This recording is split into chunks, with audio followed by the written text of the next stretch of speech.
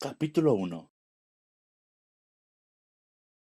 Rickson y la caverna monstruosa.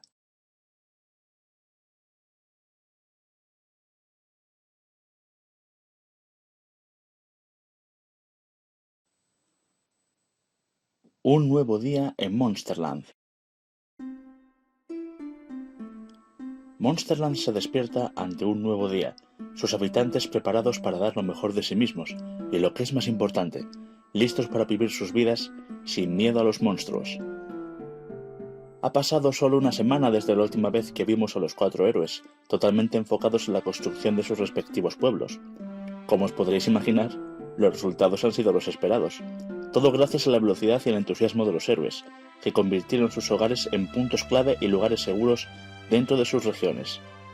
En general, todos los pueblos al alcance de los héroes comenzaron a recibir visitantes, que consistían en personas que habían escapado de los núcleos de población durante los ataques de los monstruos, y que ahora se mostraban esperanzados ante la nueva era que acababa de comenzar en Monsterland. El pueblo más ajetreado gracias a este creciente turismo fue Monster Town, cuyo aspecto cambió mucho en muy poco tiempo. Varios edificios nuevos se habían construido, precisamente, para aprovechar la visita de estos turistas e intentar reactivar la economía de nuestro mundo, utilizando las Monster Coins como eje central de la misma. Pablo y Alberto abrieron 2 negocios dentro de Monster Town, siendo el primero el que llamaría más la atención debido a su peculiar producto, la tienda de Funko PDF, que vendía cabezas y máscaras de todo tipo de personajes icónicos. Pablo había diseñado otro de sus artilugios, esta vez con forma de cubo y con un funcionamiento similar al de un ordenador muy simplificado, que era capaz de usar los materiales obtenidos de la creabloques para construir estas cabezas. Pablo se sorprendió del éxito de este nuevo proyecto y designó a Gonzi como encargado del local para asegurarse de que, por muy ocupado que estuviese el alcalde, su tienda seguiría repartiendo cabezas de lo más exclusivas. Alberto optó por una propuesta mucho más humilde que la del inventor. Habiendo experimentado con un telar ubicado en Villacalva, cuyo propietario era un ganadero que poseía un rebaño de ovejas, el domador de dragones creó varios diseños para estandartes y decidió venderlos en Monster Town para así conseguir algo de dinero extra para su pueblo. Estos estandartes se podían usar casi de cualquier forma, por lo que también estallaron en popularidad. Sin embargo, como Alberto tenía mucho trabajo en Gaeral, fue Alexis quien se ofreció para regentar la tienda en su ausencia. Y como era de esperar, el aumento de movimiento económico en el pueblo llamó la atención del emperador, que ya había amasado una fortuna, pero quería más y más oro para su reino. Darío restauró un viejo hotel, convirtiéndolo en el Hotel Rolero, y dejó al hermano de Tupu, un hombre llamado Tama, al cargo de su local. Además, dándose cuenta de que la ciudadela de Roosevelt era un espacio algo pequeño para la sede de su empresa, comenzó a diseñar un nuevo edificio para Monster Town en el que recibiría a los clientes interesados en adquirir los productos de Rolero 54 Industries. Si esto os parece increíble, resulta que también apareció otra persona que ayudaría enormemente al crecimiento económico de Monster Town. Se trataba de Gaz, un representante del gremio de comerciantes de Fereste, una ciudad famosa por sus tratados comerciales, que había llegado a Monster Town días atrás. Gaz ayudó a Alexis a construir el mercadillo del pueblo, que permitió a todos sus habitantes y visitantes participar de manera activa en el comercio, ya fuera vendiendo objetos que no necesitaban o comprando todo tipo de cosas curiosas. A su vez, el comerciante aceptó realizar un tratado de colaboración entre Monster Town y Fereste cuando la situación de los monstruos se calmase un poco más. El pueblo más importante de Monsterland comenzaba a brillar de nuevo, habiendo conseguido superar a su anterior versión antes de la llegada de los monstruos. Stone estaba realmente sorprendido de ver a tanta gente caminando por sus calles, disfrutando mucho al ver a los visitantes con una actitud tranquila y relajada, una visión poco frecuente si tenemos en cuenta la situación.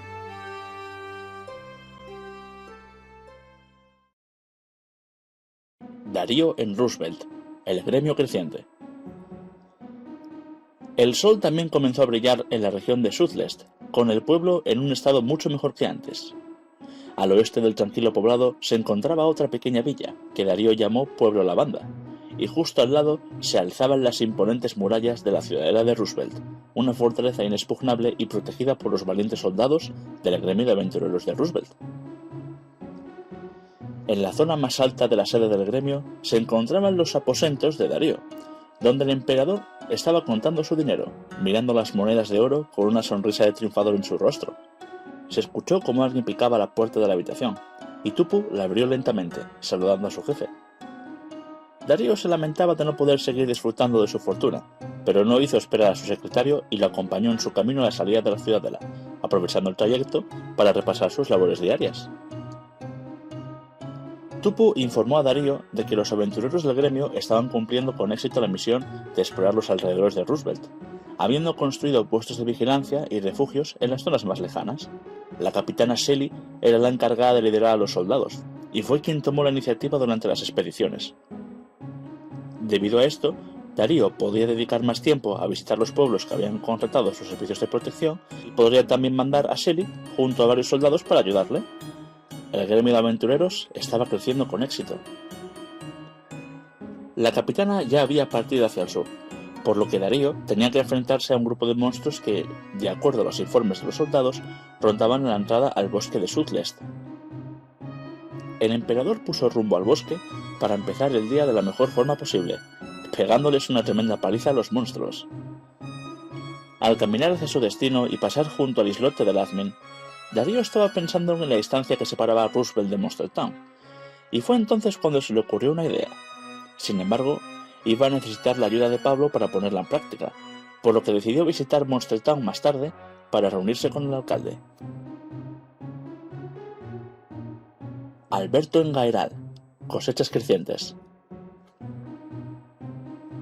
Mucho más al sur, en el desierto de Gairal, el calor propio de la región recibía a quienes ya estaban despiertos. Los granjeros del pueblo ya habían reconstruido la mayoría de parcelas, y Alberto dio el visto bueno en la creación de distintos distritos agrícolas, que no eran más que asociaciones de granjeros y cooperativas, divididas en dos partes tomando inspiración en las dos zonas de Villacalva, una con césped situada junto al Valle de Calvia y otra con arena pegada al resto del desierto. Estas labores de alcalde no acababan de convencer a Alberto, quien también tuvo que lidiar con dos granjeros aparentemente enfrentados por ver quién era mejor en su trabajo, Luso y Luis. Siempre que se celebraba alguna reunión de granjeros, uno de los dos le echaba en cara al otro que sus cosechas eran peores, y ya se desataba una discusión mayor. Los demás granjeros los consideraban como rivales que se conocían de hace mucho tiempo, pero Doc veía conveniente intentar que hicieran las paces para que no estallase un conflicto peor en el pueblo. A Alberto le resultaba indiferente, siempre y cuando ninguno de los dos le molestase directamente a él. Doc había hecho un estupendo trabajo como el secretario de Alberto, y se disponía a buscarlo mientras el héroe finalizaba un edificio de lo más peculiar en el pueblo, un santuario con una cúpula de cristal y cuyo interior recordaba al de un paisaje helado. El héroe había estado teniendo unos sueños curiosos los días anteriores, viendo en ellos a un dragón de hielo que le parecía precioso. También tenía la corazonada de que ese dragón era real, por lo que construyó el santuario para que tuviera un hogar adaptado a su elemento, decisión en la que Doc prefirió no intervenir. Algo parecido ocurrió con la construcción de la muralla de arena, que Alberto planteó como medida de defensa y que impresionó tanto a Doc que no quiso decir nada al respecto, simplemente admiró las capacidades del héroe. Una vez reunidos para decidir qué harían a continuación, Doc le propuso a su jefe la idea de hablar con el alcalde de Lastan, el pueblo vecino, acerca de un posible tratado de cooperación con Villacalva. Por muchos cultivos de los que dispusiera el pueblo, el impredecible comportamiento de los animales mitológicos podría suponer algún accidente a futuro, por lo que el médico consideraba vital contar con un plan de emergencia. Alberto no veía mal esta idea, pero aborrecía por completo la idea de tener que hablar con el alcalde de Lastan, ya que no se consideraba el más apropiado para ello. Aceptando la petición de Doc, Alberto salió de Villacalva en dirección a Lastan, pero giró a la derecha para dar un paseo por el Valle de Calvia antes de llegar a su destino, pensando en qué estarían haciendo los otros tres héroes. Pablo en Villa PDF. Financiación exclusiva. La costa de Paul despertaba con una nueva capital rebosante de movimiento. Villa PDF se había convertido en un pueblo muy visitado por los turistas, que no eran muchos debido a que los monstruos seguían rondando por las regiones, pero sin duda alguna eran suficientes como para que Pablo se sintiera sorprendido.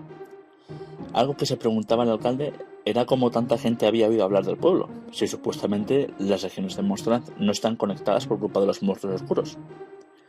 La respuesta a este enigma la tenía Gonzi, quien probó de primera mano uno de los inventos de Pablo, que consistía en un cañón que dispara ráfagas de aire. Cuando el alcalde no miraba, Gonzi colocó varios periódicos con la primera edición del diario monstruoso, que hablaba sobre las 4 capitales de los héroes, y usó el cañón para lanzarlas a los 4 vientos y que llegaran a todas partes de Monsterland. Volviendo al presente, Pablo y su equipo descansaban en la mansión del alcalde, pero el héroe se había levantado temprano. Ese mismo día por la tarde, el comité científico de Monsterland se reuniría con el alcalde para hablar sobre la mejora del complemento de la creabloques, que ya estaba en fase de prototipo funcional. Por ello, Pablo quería asegurarse de que tenía todo lo necesario para preparar un evento a la altura, por lo que decidió irse a Monster Town sin despertar a sus ayudantes para dejarlos descansar un poco más. Félix, el presidente del comité, reconoció la utilidad que tenía la máquina creabloques al instante. Sus compañeros y él, amantes de la ciencia y de la creación tecnológica en su máximo esplendor, veían en Pablo la oportunidad de fomentar la creatividad e invención de todo tipo de dispositivos por todo Monsterland, simplemente con el objetivo de mejorar y de facilitarles la vida a sus habitantes. El alcalde apreciaba su punto de vista y no quería decepcionarles bajo ningún concepto. Ya en la villa, el alcalde se encontró con Mark, uno de los primeros turistas de la Villa PDF, y que se quedó a vivir en el pueblo para ayudar a mejorarlo, siendo el encargado de gestionar la comodidad y felicidad de los visitantes.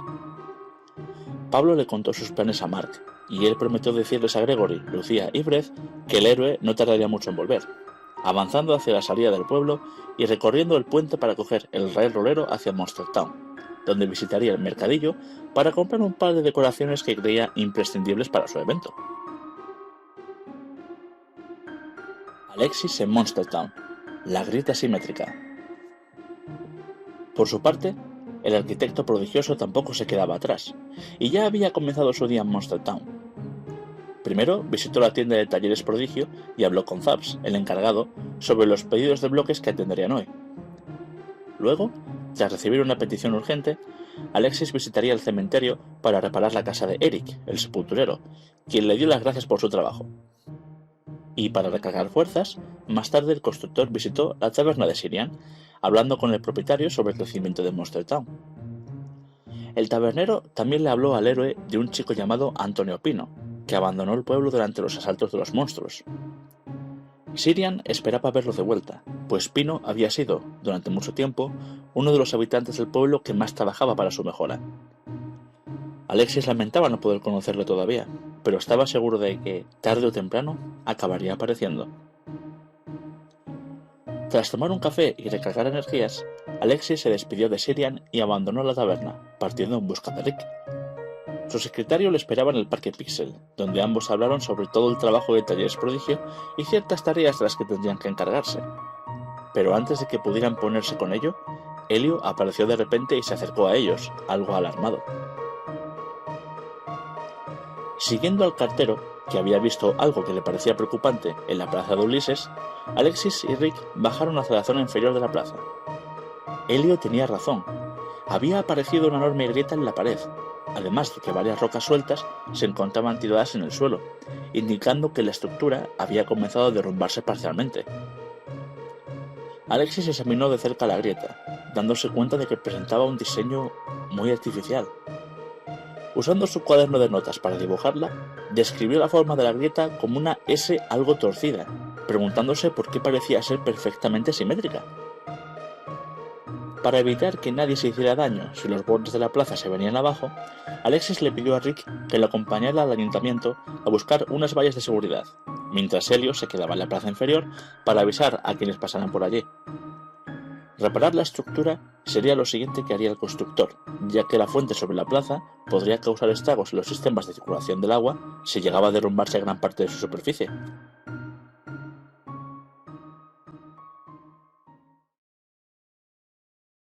El visitante en apuros. Alexis y Rick llevaban varias de las vallas de seguridad en la mano, creyendo que serían suficientes para cubrir toda la plaza inferior y advertir del peligro a las personas que pasaran por la zona.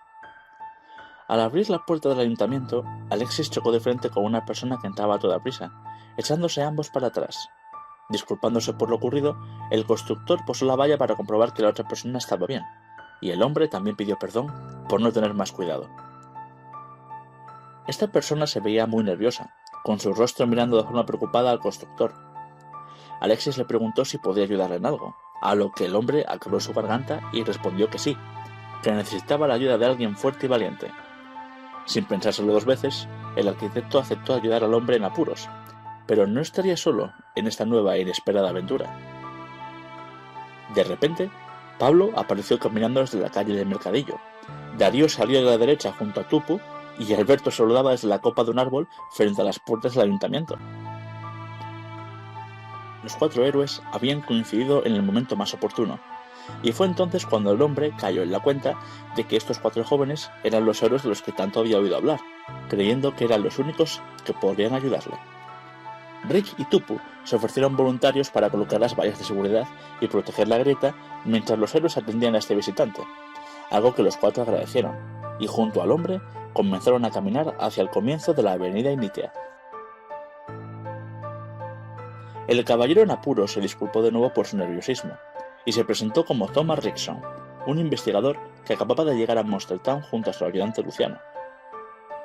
Pablo preguntó dónde se encontraba su ayudante, ya que seguro que él podría ayudarle a resolver el problema que tuviera, pero fue ahí cuando Rickson explicó la situación. Luciano se adentró por su cuenta en la caverna monstruosa hace una hora, y todavía no había vuelto a la superficie. El investigador, angustiado por si le había ocurrido algo, les pidió a los héroes que fueran a rescatarlo lo antes posible. Alexis explicó que la caverna monstruosa era un conjunto de cuevas que se extendía bajo toda la superficie de Monster Town, conectando incluso con varias rutas subterráneas que llegaban a los exteriores del pueblo. En su interior también había conexiones con varias ubicaciones de interés, pero la cueva no poseía nada especial, según el constructor. Esto hizo que Alberto preguntara por qué Luciano se metería en la cueva, y Rickson respondió diciendo que ambos estaban buscando algo potencialmente peligroso en el pueblo, y que parecía estar en la caverna monstruosa. Sin embargo, el investigador no proporcionó más información al respecto, pero les aseguró a los héroes que no tenían malas intenciones. Viendo que se trataba de una petición de rescate honesta y que Rickson estaba verdaderamente preocupado por Luciano, los cuatro héroes decidieron ayudarle y aceptaron la misión, caminando junto al investigador hacia la entrada de la cueva y preparándose para descender hacia las profundidades de la caverna monstruosa. Mientras bajaban por las escaleras ocultas en una pequeña caseta, Rickson permaneció en la superficie, apoyado en la barandilla que rodeaba el agujero que dejaba ver la cueva, mirando nervioso hacia el abismo y deseándole suerte a los héroes.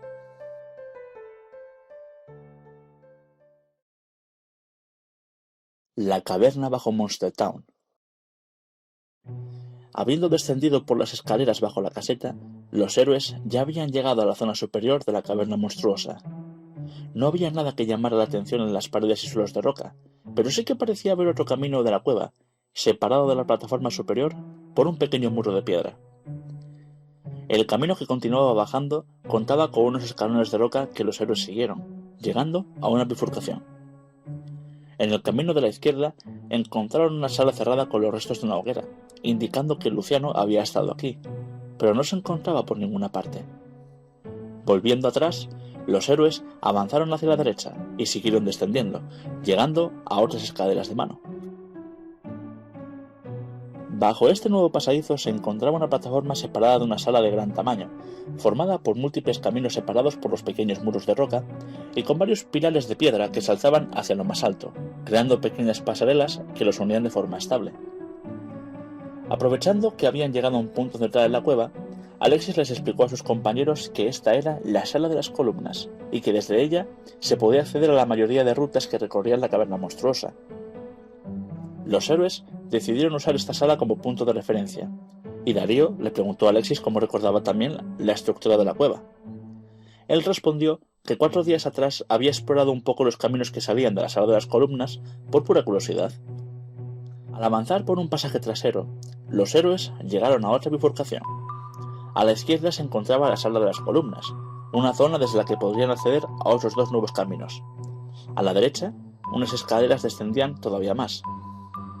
Con el constructor señalando que las escaleras llevaban a la zona inferior de un barranco, Alberto decidió que habría más posibilidades de encontrar a Luciano si los héroes se dividían. Así fue como Darío y Pablo fueron hacia el barranco, y Alberto, junto a Alexis, continuaba avanzando por la sala de las columnas. Antes de separarse, los héroes caen en la cuenta de que las paredes de la cueva están iluminadas por unos cristales de luz blanca, y Alexis comenta que dichos cristales no brillaban tanto cuando estuvo en la cueva hace 4 días. El constructor y el domador de dragones continuaron su camino, y mientras Alexis anotaba en su libreta un mapa improvisado de la caverna, Alberto le contó que cerca de la entrada de la cueva había un camino que llevaba a la izquierda antes de la primera bifurcación, pero que parecía estar bloqueado por un derrumbe. Alexis no se había dado cuenta, y ambos dedujeron que Luciano podría haber seguido ese camino y quizás esté atrapado al otro lado, por lo que tendrían que encontrar otro camino para llegar hasta él. Antes de entrar en la siguiente ruta, donde ambos vieron un saliente sobre la pared de la sala de las columnas, donde se encontraba una luz que brillaba más fuerte que la de otros cristales, avistaron también una cueva que accede directamente a la zona de las pasarelas superiores. Bajo las escaleras del camino de la derecha, Darío y Pablo habían llegado a la zona superior del barranco de la cueva, separado de la zona inferior por una gran altura. Darío se asomó por los muros de piedra y vio un túnel construido con pilares de madera en el otro extremo del barranco, preguntándose qué habría en esa zona. Pablo continuó avanzando por la zona superior y llamó a Darío tras encontrar algo en una de las paredes de la cueva. Se trataba de 3 símbolos, cada uno con la forma de un rombo y de 3 colores distintos, siendo estos verde, rojo y azul. Bajo el rombo de color rojo se encontraba una flecha blanca, y a la derecha de los 3 rombos, otra flecha señalaba en dicha dirección. Ante el desconocimiento de su descubrimiento, Darío halagaba la elección del rombo rojo como el más importante, mientras Pablo se preguntaba el origen de los símbolos. Al tocar con su mano la superficie de la pared, no se desprendía ninguna mancha ni escombro, por lo que los símbolos llevaban aquí mucho tiempo. Al final de la zona superior del barranco, ambos héroes se encuentran en un camino sin salida, preguntándose si la flecha estaba señalando algo que no habían visto. Retrocediendo, Pablo vio un haz de luz que salía de una grieta en la pared, viendo un camino al otro lado. Darío se adelantó y con un superpuño del admin destrozó la pared, revelando el camino a seguir. Al final del mismo, los héroes llegaron a otra plataforma de la sala de las columnas, esta vez por encima del lugar en el que estuvieron antes Alexis y Alberto. Tras asegurarse de que recuerda el camino de vuelta, Pablo decide avanzar por el nuevo camino. Mientras tanto, Alberto y el constructor se encontraban en otra bifurcación, habiendo dejado otra más atrás al comienzo de este camino, lo que preocupaba al domador de dragones sobre la posibilidad de localizar a Luciano. Eligiendo ir a la izquierda, ambos llegaron a la cueva que vieron desde la zona inferior, estando frente a las pasarelas sobre las columnas. Alberto avanzó el primero, seguido de Alexis con cierta distancia para no desestabilizar la estructura, y ambos alcanzaron el saliente iluminado de un salto, descubriendo otro conjunto de símbolos. Sin entender su propósito, el constructor anotó el símbolo en su cuaderno, constando este de un rectángulo compuesto por varios cuadrados, y con una flecha señalando su esquina inferior derecha. Pablo y Darío aparecieron en la misma plataforma a la que llegaron desde el barranco, saludando a sus compañeros al otro extremo de la sala de las columnas. Los héroes deciden poner en común sus descubrimientos, destacando los símbolos encontrados en el barranco y en el saliente de la sala principal. Alexis le lanzó a Pablo su libreta, arrancando antes la página en la que estaba dibujado el mapa para que apuntase el símbolo que vieron él y Darío. Lo siguiente que comentaron fue el origen de estos símbolos, y fue entonces cuando Alexis dijo que él también estuvo en el barranco en su visita a la cueva hace 4 días, pero que esa pared no contenía ninguna especie de símbolos. Extrañados por la aparición de estos misteriosos jeroglíficos, Darío comentó que la posibilidad de que alguien pudiera haber escondido algún tesoro en la caverna y que estos símbolos sean parte de las pistas sobre su ubicación, apareciendo solo en determinadas circunstancias, era una alta posibilidad. Tras un breve descanso, los héroes deciden continuar con su travesía a través de la cueva y retoman su camino, con Alberto y Alexis retrocediendo, mientras Darío y Pablo toman otra ruta desde la plataforma superior. De nuevo en la bifurcación más adelantada, Alberto se dio cuenta de que los cristales que llevaban al camino de la derecha estaban ahora encendidos, brillando con una tenue luz blanca que iluminaba la cueva por completo. Alexis se percató de este cambio, pues la primera vez que pasaron por la bifurcación, el camino estaba completamente a oscuras. Ambos decidieron investigarlo más a fondo, llegando a un camino con mucha inclinación, obligándolos a escalar una pared que poco a poco se iba volviendo más vertical. Al llegar a la zona superior, Alberto no encontró nada, por lo que le dijo a Alexis que fuera extendiendo poco a poco y que darían la vuelta. Antes de llegar al suelo de nuevo, el héroe vio un destello rojo brillar desde un saliente de la pared, pidiéndole ayuda a Alexis para que lo impulsara hacia arriba. El objeto que emitió el destello era una extraña gema roja que los héroes no habían visto antes, y con este nuevo objeto, Alexis comentó lo curiosa que estaba siendo la expedición en la caverna, y que los cristales parecían estar guiando a los héroes, cambiando dependiendo de las zonas que hubieran visitado anteriormente. Alberto guardó la gema en la mochila del constructor y continuaron con su camino de vuelta. Volviendo a la primera bifurcación, Alberto sugirió visitar el camino a la derecha, pero Alexis le dijo que esa ruta llevaba a la mina abandonada de Rudombia, una de las muchas minas dejadas en pésimo estado durante muchos años y que ahora estaban habitadas por grupos de arañas, que atacaban a quienes adentraban en sus territorios con malas intenciones. A Alberto le pareció curioso que Alexis tuviera tanto miedo de visitar la mina, así que decidió tomar un camino alternativo, pidiéndole al constructor que le siguiera. De nuevo, en la zona superior de las pasarelas, el domador de dragones empujó a Alexis y saltó junto a él sobre un enorme foso, situado en una de las esquinas de la sala de las columnas, y aterrizando con éxito al otro lado. Alberto sonrió, afirmando que habían hecho trampa al no seguir los caminos indicados por los muros de piedra, y Alexis, tras recuperarse del salto sorpresa, elogió las ocurrencias del héroe. Tras avanzar un poco más, Darío destrozó por completo otra pared falsa al final de su nuevo camino, revelando que la cueva continuaba.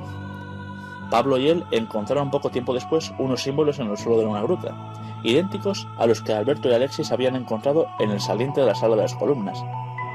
Al pulsar sobre la casilla indicada en el rectángulo, el suelo descendió levemente, permitiendo a los héroes coger otra gema roja. Esto hizo que Darío se cuestionara la historia de Rickson, pensando que el investigador no había dicho toda la verdad y que lo que buscaba eran las gemas de la caverna, para seguramente venderlas. Pablo no pensaba lo mismo, pero era cierto que Rickson no había dado mucha información sobre su objetivo. Si querían saber más, deberían preguntárselo a él mismo tras rescatar a Luciano. De nuevo, viéndose en un callejón sin salida, los héroes retrocedieron, pero Darío comenzó a pensar en las paredes falsas de la cueva. Ya había descubierto dos caminos ocultos, y creyó haber visto una pared sospechosa antes de llegar a donde se encontraba el rectángulo. Advirtiendo a Pablo de que no se acercara, el emperador asestó un tercer golpe letal a otra pared, revelando otro camino. Al otro lado se hallaba una sala curiosa, con dos paredes claramente separadas por un pilar de varios cristales, estando una de ellas completamente apagada. Sin darle importancia, ambos continuaron avanzando a la derecha, y acabaron llegando a un camino que parecía extender. En ese momento aparecieron Alberto y Alexis por dicho camino, por lo que los héroes habían encontrado, Pablo devolviendo la libreta al constructor. Pero no había ni rastro de Luciano por ninguna parte. Observando en conjunto las dos gemas, el grupo decidió intentar revisitar alguna zona importante que hubieran podido pasar por alto, pero de repente se escuchó un grito de auxilio. La voz provenía de un tercer camino oculto tras un derrumbe, que Darío despejó con un golpe más suave que los anteriores. Ante los héroes se encontraba una puerta de madera con un marco de granito, que estaba cerrada a cal y canto, con la voz viniendo del interior de la sala. Los cuatro se abalanzaron sobre la puerta, avisando a la persona atrapada para que se apartase, y accedieron al interior tumbando la puerta.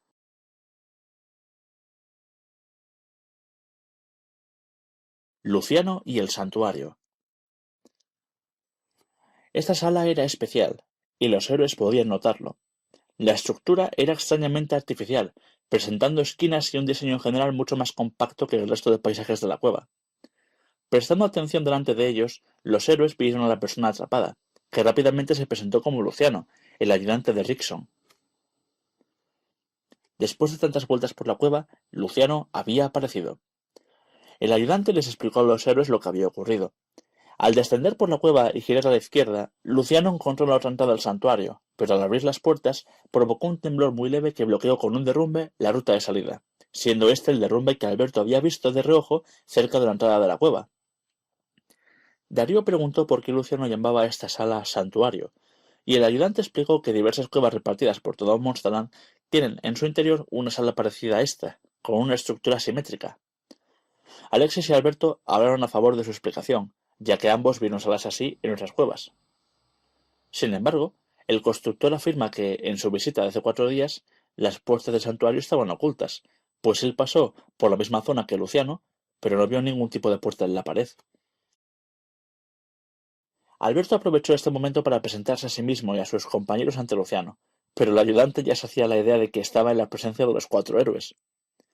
Lo primero que hizo Luciano fue agradecerles enormemente que fueran en su búsqueda, pero antes de poder realizar la siguiente petición, fue interrumpido por Alberto y Darío, ambos queriendo saber la verdad sobre los motivos de Rickson y los suyos en Monster Town, preguntando qué es aquello que habían venido a buscar. Luciano respondió diciendo que se trataba de información muy seria, por lo que Rickson no les habría contado nada para guardar el secreto, pero viendo que podía confiar plenamente en ellos, el ayudante accedió a explicarles a los héroes los motivos de su visita a Monster Town. Rickson y Luciano vivían en el pueblo de Veralia, situado en una región al este de la costa de Pol, tras los humedales que rodeaban la correspondiente zona de la laguna. Al igual que con el resto de asentamientos de Monsterland, sus habitantes también tuvieron que defenderse como podían de los monstruos, pero contaban con una ventaja geográfica, ya que las montañas que rodeaban la zona servían como un manto protector que alejaba a las bestias, haciendo que el pueblo permaneciera fuera de su alcance. Todo parecía transcurrir de forma normal hasta que 3 días atrás la tierra tembló. El bosque junto a Veralia acabó completamente destrozado por culpa de un fuerte terremoto. Los terrenos del pueblo que se adentraban en dicho bosque también sufrieron enormes daños. Afortunadamente, nadie salió herido, pero nadie entendía lo que había ocurrido. Era la primera vez que ocurría un terremoto en la región, provocando intranquilidad en los residentes de Veralia. Y mientras todo el mundo se centraba en reconstruir los daños e intentar salvar el bosque de alguna forma, Thomas Rickson investigó la zona afectada directamente por el terremoto, visitando las cuevas que habían sido descubiertas a partir de las aberturas de la Tierra. Rickson era un investigador interesado en la esencia mágica, un tipo de energía invisible que está presente en todo Monsterland, y quería asegurarse de que esta esencia no tenía nada que ver con el terremoto, pero tenía la certeza de que iba a estar equivocado. Efectivamente, al usar su dispositivo rastreador de esencia mágica, Rickson detectó una gran presencia de energía dentro de las cuevas, generada por los movimientos del terremoto. Sin embargo, no poseía suficiente información como para determinar la causa del temblor, aunque ahora era evidente que la esencia mágica estaba relacionada de alguna manera con el suceso.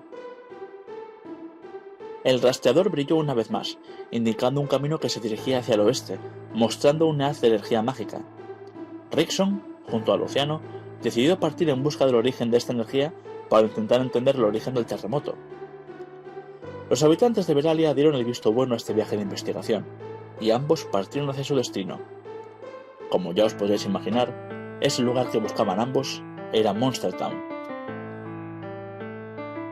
Luciano se aseguró de no guardarse ningún detalle en su explicación, y los héroes lo escucharon muy atentos. Los 4 habían dado por hecho que Rickson, con su afirmación sobre algo potencialmente peligroso, se estaba refiriendo a los monstruos oscuros. Después de todo, eran la amenaza más presente en todas las regiones de Monsterland, pero ahora parecía no ser la única. ¿El terremoto de Veralia había sido un suceso puntual o podría volver a repetirse? Otro detalle importante en el que los héroes se detuvieron un instante fue la energía que mencionó el ayudante de Rickson, la esencia mágica. Como portavoz de los héroes, Pablo explicó que sus inventos y las pistolas usaban esta energía para funcionar, pero el alcalde no trató de canalizarla ni de purificarla, por lo que desconocen qué otros estados podrían manifestarse. Alberto también interactuó con esta esencia mágica al usar sus runas, que le permiten usar los poderes de fuego y de hielo, pero de forma inconsciente. Alexis pensó entonces en el desenlace del misterio, siendo este el rastro de energía que Rickson y Luciano siguieron hacia Monster Town.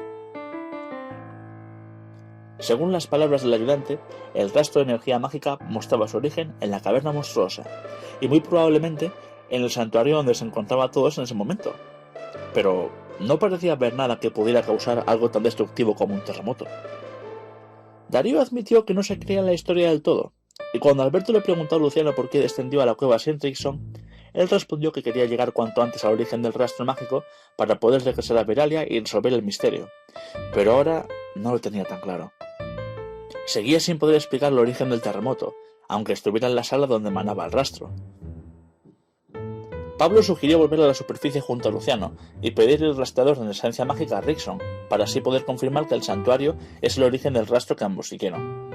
Sin embargo, Antes de cruzar las puertas, Alberto descubrió varias muescas en una de las paredes de la sala, y tras recoger la gema roja de la mochila de Alexis y pedirle a Darío que le entregase la suya, colocó las 2 piedras preciosas en las ranuras, y encajaban a la perfección. Como había otras 2 muescas más, parecía que existían todavía otras 2 gemas que los héroes no habían encontrado, y como todos los símbolos y mecanismos de la caverna monstruosa todavía no tenían una explicación aparente, los héroes decidieron encontrar las gemas restantes para completar el puzzle que presentaba la cueva.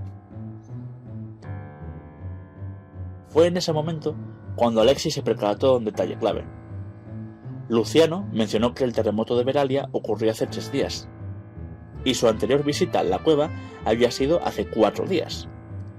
La aparición de los símbolos en las paredes de la caverna podría haber sido un efecto secundario del terremoto, ya que existía una conexión entre ambos lugares que se demostraba a partir del rastro de esencia mágica. El misterio empezaba a resolverse poco a poco. Los 5 estaban convencidos de que, cuando colocaran las 4 gemas en sus pedestales, descubrirían la verdad sobre este extraño enigma. Eligiendo separarse de nuevo, los héroes partieron en busca de las 2 gemas restantes, Alberto y Alexis volviendo sobre sus pasos, y Darío y Pablo cruzando la otra entrada del santuario, acompañados de Luciano.